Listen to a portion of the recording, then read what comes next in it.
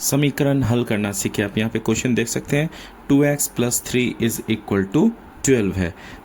First step में क्या करना है, ये 2x का 2x लिखना है इज इक्वल टू, ये दोनों ऐड नहीं कर सकते, अनलाइक टर्म है, तो ये 3 को क्या करना है, राइट साइड लेके जाना है।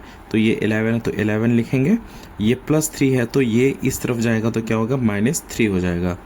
ये 2x का 2x, अब ये दोनों क्या करना है, सब्ट्रैक्ट करना है। 11 में 3 सब्ट्रैक्ट करेंगे तो क्या आ गया 8, और x इज इक्वल टू, ये मल्टीप्लाई में है तो क्या करेंगे, डिवाइड, सो 8/2, 2 1 ज़ा 2, 2 4 ज़ा 8, देयरफॉर x का वैल्यू क्या आ गया, 4/1 हो जाएगा 4।